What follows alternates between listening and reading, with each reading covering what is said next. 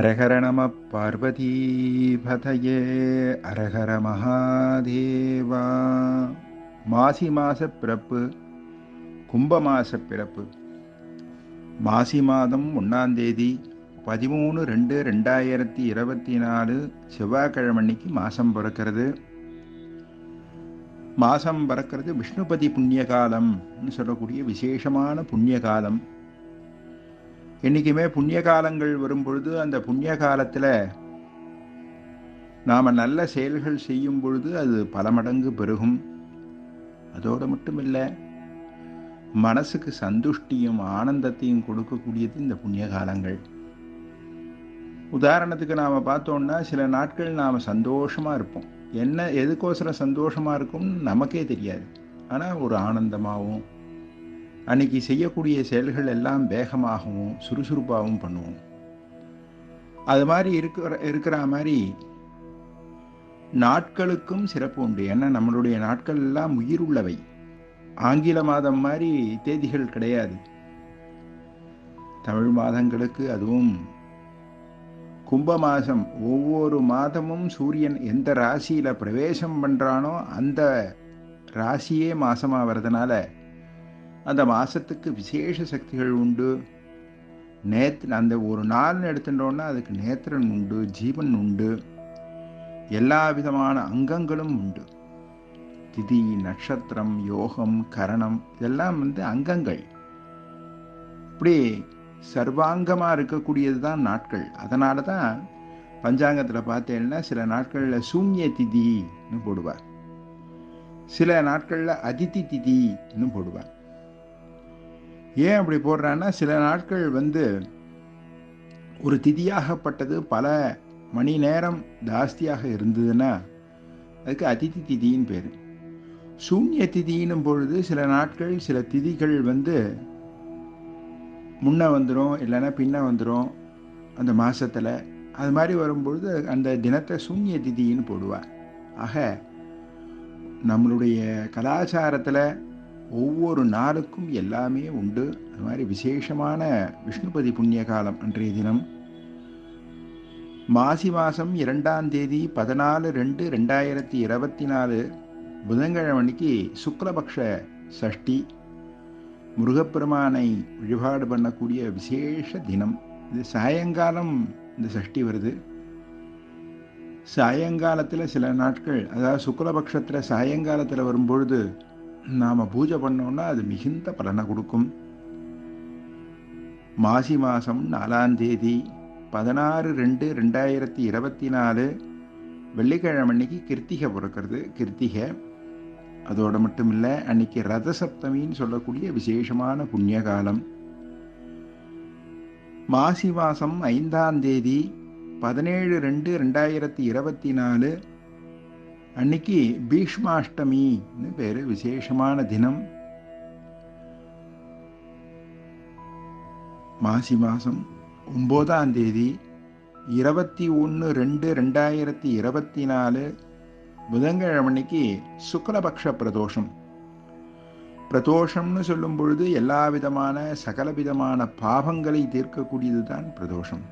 இப்படி உன்னதமான சுக்லபக்ஷ பிரதோஷம் வளர்ச்சியை கொடுக்கக்கூடியது.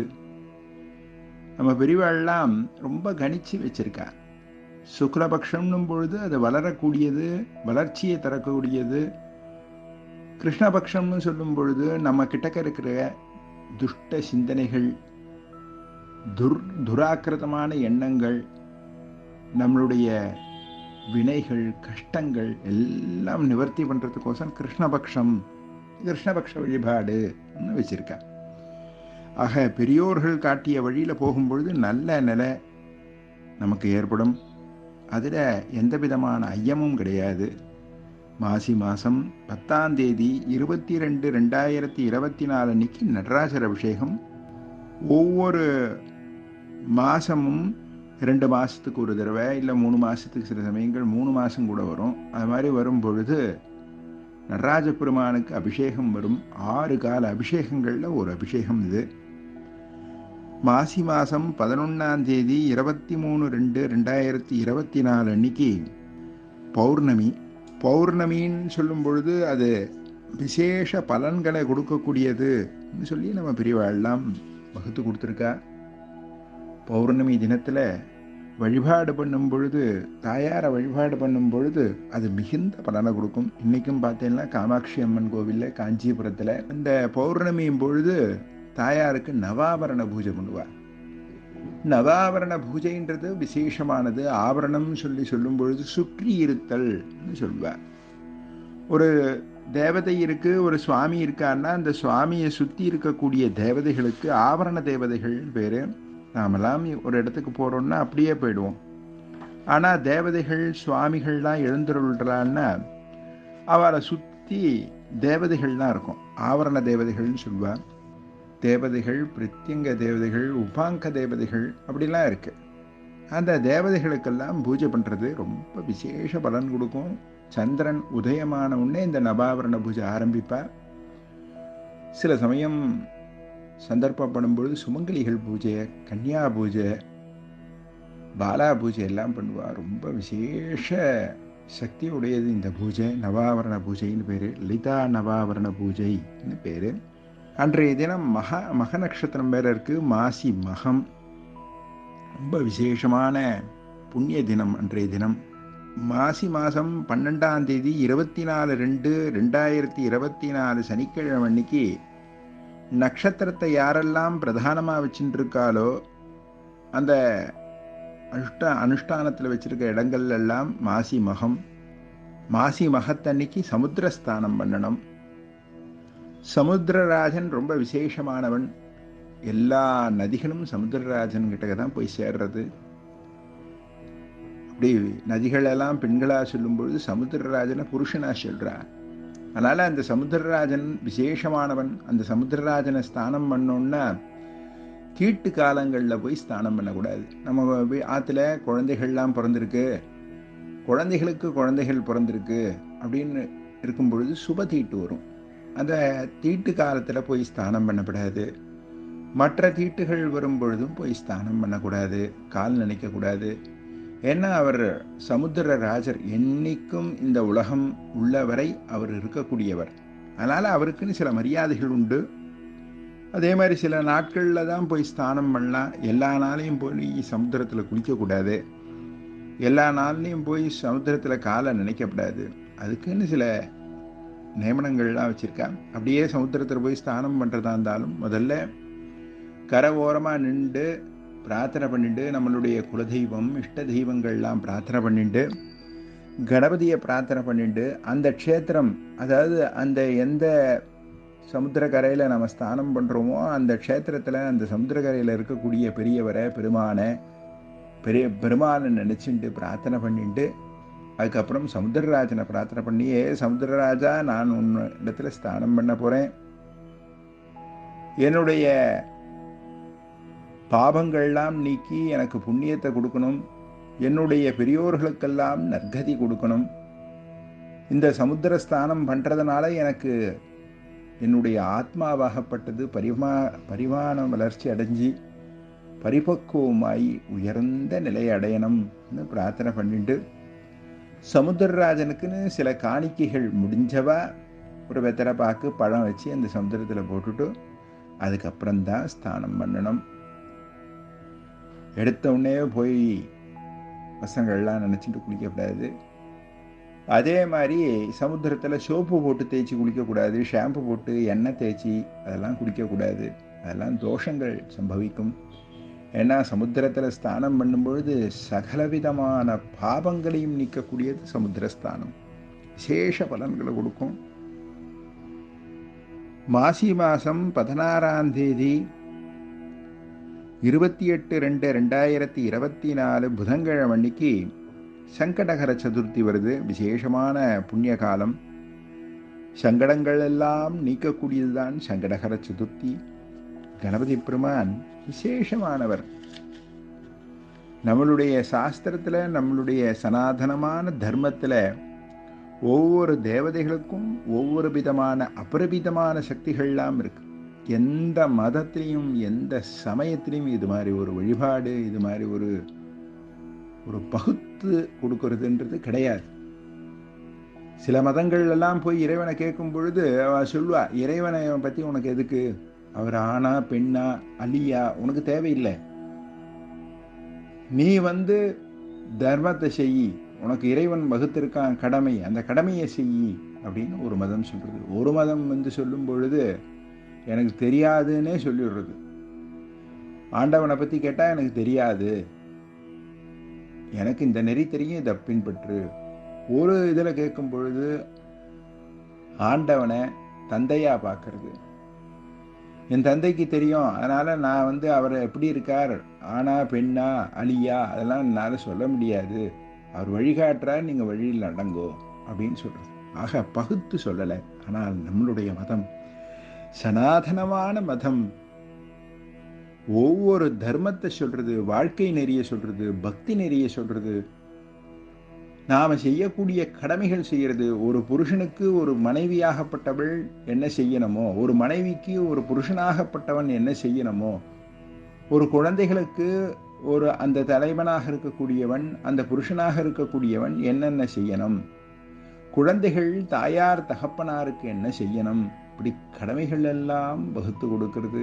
அதோட மட்டும் இல்லை, நம்ம கூடயே இருக்கு, நம்ம கூடயே இந்த தேவதைகள் எல்லாம் இருந்து நமக்கு வழி நடத்துறது. அதுதான் உள்ளுக்குள்ள இருக்கிற மனசாட்சி. ஒன்றாய் உடனாய் அப்படிலாம் சொல்லுவா. அப்படி நம்ம கூடயே இருந்து நம்மளை வகுத்துறதுனால தான் இந்த சனாதனமான மதம் எவ்வளவு கஷ்டங்கள் வந்தாலும் இன்னைக்கும் தலை தூக்கி நிற்கிறதுக்கு காரணம். அதனால இந்த விசேஷமான சங்கடகர சதுர்த்தி தினத்தில் கணபதியை வழிபாடு பண்ணும் பொழுது எல்லா விதமான சங்கடங்களும் நிவர்த்தியாகும். மாசி மாதம் 22ஆம் தேதி 5/3/2024 அன்னைக்கு வாஸ்து புருஷன் நிதிரையை விட்டு எழுந்துக்கிறார். விசேஷ புண்ணிய காலம், விதியபாத சிராத்தம் இன்னைக்கு வருது. மாசி மாதம் 25ஆம் தேதி 8/3/2024 அன்னைக்கு மகா சிவராத்திரி, ரொம்ப விசேஷமான தினம். அன்னைக்கே கிருஷ்ணபக்ஷ பிரதோஷமும் வருது. பிரதோஷ தினத்தில் நந்தியம்பெருமான வழிபாடு பண்ணும் பொழுது நமக்கு நல்ல குருவாக இருந்து வழிகாட்டியாக நம்மளுடைய எல்லா செயல்களுக்கும் பாதுகாப்பாகவும் அரணாகவும் இருக்கக்கூடியவர் நந்தியம்பெருமான். அந்த நந்தியம்பெருமானை அவசியம் பிரதோஷ தினத்தில் வழிபாடு பண்ணணும். அன்றைய தினமாகப்பட்டது விசேஷமான மகா சிவராத்திரியோடு இருக்கு. மகா சிவராத்திரி விசேஷமான காலம். பெருமான் லிங்கோத்பவராக அக்னி ஜுவாலையாக இந்த உலகத்தில் நின்ற தினம் மகா சிவராத்திரி, லிங்கோத்பவ காலம் சொல்லுவார். ஒரு சமயம் பிரம்மாவுக்கும் மகாவிஷ்ணுவுக்கும் வாதம் வருது, நீ பெரியவனா நான் பெரியவனான்னு. அப்படி வாதம் வரும் பொழுது அவருக்கு முன்னாடி ஒரு ஜோதி நிற்கிறது. அந்த ஜோதியாகப்பட்டது சுடராக ஒளி வீசத்தோடு இல்லாம அனலையும் வீசிண்டு ரொம்ப ஜாச்சொல்யமா அந்த ஜோதி நிற்கிறது. அந்த ஜோதி என்ன ஜோதி அப்படின்னு இதுங்க பிரம்மாவும் விஷ்ணுவும் யோசிக்கிறார். இவா யோசிக்கும் பொழுது அது பேசுறது, என்னுடைய அடியை யார் பார்க்கறாளோ, என்னுடைய முடியை யார் பார்க்கறாளோ அவாதான் உயர்ந்தவா, அவாதான் சிரேஷ்டமானவா, முதன்மையானவா அப்படின்னு சொல்றாரு. உடனே பிரம்மா என்ன பண்றார், அம்ச வடிவம் எடுத்து மேல் நோக்கி போறார். விஷ்ணுவாகப்பட்டவர் வராக அவதாரம் எடுத்து பூமியை குடைஞ்சிட்டு போறார். ஆக பெருமான் அப்படி ஜுவாலஸ்வரூபமாக ஜோதிஸ்வரூபமாக நின்ற தினம் மகா சிவராத்திரி புண்ணிய காலம், ரொம்ப விசேஷமான புண்ணிய தினம். அன்னைக்கு ராத்திரி முழுக்க முழிச்சுட்டு இருந்து பெருமான ஆராதனை பண்ணோம்னா எவ்வளோ நேரம் நம்ம முழிச்சுட்டு இருக்கோமோ அவ்வளோ நேரத்துக்கு ஆசீர்வாதம் பண்ணுவார். ஸ்ரீ வைஷ்ணவத்தில் சொல்லும் பொழுது வைகுண்ட ஏகாதசி அன்னைக்கு கார்த்தால விரதம் இருந்து மதியம் தூங்காம விரதம் இருந்து சாயங்காலத்தில் வைகுண்ட ஏகாதசி விரதம் எப்படி அனுஷ்டிப்பாலோ அந்த விதத்தில் அனுஷ்டிச்சு ராத்திரியெல்லாம் கண்முழிச்சிருந்து மறுநாள் காலையில் துவாதசிக்கு முன்னாடி பாரணை பண்ணி அந்த துவாதசி இருக்கக்கூடிய அந்த பகல் பொழுதுலையும் தூங்காம, ஏன்னா விரத நாட்கள்லாம் தூங்கக்கூடாது. தூங்கணும்னா அந்த விரத பலனே போயிடும். துவாதசி அன்னைக்கு ராத்திரி தான் உறங்கணும். ஆனால் சிவராத்திரி தினத்தில் அப்படி கிடையாது. நம்ம எவ்வளோ நேரம் முழிச்சுட்டு இருந்தாலும் பெருமான் ஆசீர்வாதம் பண்ணுவான். ஆஹா, குழந்தை இவ்வளோ நேரம் முழிச்சுட்டு இருக்கானே, அவனுக்கு ஆசீர்வாதம் அப்படின்னு சொல்லி ஆசீர்வாதம் பண்ணி முழு பலனையும், சிவராத்திரி முழு பலனையும் கொடுக்க கூடிய தினம் அன்றைய தினம். மாசி மாதம் 26ஆம் தேதி 9/3/2024 அன்னைக்கு போதாயன அமாவாசை. போதாயனத்தை அனுஷ்டிக்கிறவாலாம் சூத்திரம்னு உண்டு. ஆபஸ்தம்ப சூத்திரம், போதாயன சூத்திரம், இப்படி சூத்திரங்கள் இருக்கு. சூத்திரங்கள்னு சொல்லும் பொழுது வழி வகுக்கக்கூடிய நெறி, அவளை ஒரு வழியில் எடுத்துட்டு போய் ஒரு நல்ல ஒரு உறவை ஏற்படுத்தி கொடுத்து நல்ல நிலையை கொடுக்கக்கூடியது தான் நெறிகள். அந்த நெறிகளை பகுத்து கொடுக்கிறவர். அப்படி வந்தது தான் போதாயன சூத்திரம்னு சொல்லக்கூடிய சூத்திரம். அதை அனுஷ்டிக்கக்கூடியவர்களுக்கு எல்லாருக்கும் அன்றைய தினம் போதாயன அமாவாசை. மாசி மாதம் 27ஆம் தேதி 10/3/2024 ஞாயிற்றுக்கிழமைக்கு சர்வ அமாவாசை. அமாவாசை தினத்தில் யார் யாருக்கெல்லாம் அதிகாரம் இருக்கோ அவெல்லாம் அர்க்கியம் கொடுக்கணும். சில மாதங்களை வரக்கூடிய அமாவாசைக்கு விசேஷ சக்தி உண்டு. அது மாதிரி தை, மாசி இதெல்லாம் ரொம்ப விசேஷ பலன்களையும் விசேஷ சக்தியும் கொடுக்கக்கூடிய மாதங்கள். அந்த மாதத்தில் நம்ம அர்க்கியம் கொடுக்கும் பொழுது பித்ருக்களுக்கு அவ்வளோ ஒரு சந்தோஷமும் ஆனந்தமும் கிடைக்கும். அதனால் அன்றைய தினத்தில் யாருக்கெல்லாம் அதிகாரம் இருக்கோ அவெல்லாம் அர்க்கியம் கொடுக்கணும்.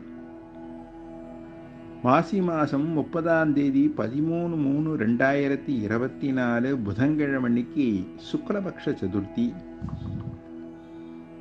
பிள்ளையார் வழிபாடு நம்மளுடைய பெரியோர்கள் ரொம்ப பிரதானமாக வச்சிருக்காங்க. ஏன்னா பிள்ளையாரை வழிபாடு பண்ணும்பொழுது சகலவிதமான சங்கடங்களும் நிவர்த்தியாகும். அதோடு மட்டுமில்ல, பிள்ளையாருக்குள்ள எல்லா தேவர்களும் இருக்கா. எல்லா தேவர்கள், எல்லா சுவாமிகளும் பிள்ளையாருக்குள்ள அடக்கம். அதனால தான் பிள்ளையார் ஒருவரை வழிபாடு பண்ணும் பொழுது எல்லா தேவதைகளும் வழிபாடு பண்ண பலன் நமக்கு கிடைச்சிரும். அதனால தான் அவர் முழு முதற் கடவுளாக சொல்றது. சமய பிரிவிலேயே கணாபத்தியம் சொல்லி கணபதி வழிபாடுக்குன்னு தனியாக ஒரு சமயமே பிரித்து வச்சிருக்காங்க. அவ்வளோ விசேஷமானவர் கணபதி. என்ன வேண்டின்றாலும் கொடுப்பாராம். அன்றைய தினம் விசேஷமான சுக்லபக்ஷ சதுர்த்தி. கணபதியை வழிபாடு பண்ணி பெருமானையும் பெருமாட்டியும் வழிபாடு பண்ணி எல்லோரும் சௌக்கியமாகவும் ஆனந்தமாகவும் வரக்கூடிய காலங்களில் எந்த விதமான சங்கடங்களும் இல்லாமல், வியாதி சங்கடங்கள் இல்லாமல் பெருவாழ்வு வாழ ஆசீர்வாதிக்கின்றோம். தென்னாடுடைய சிவனே போற்றி, எந்நாட்டவர்க்கும் இறைவா போற்றி.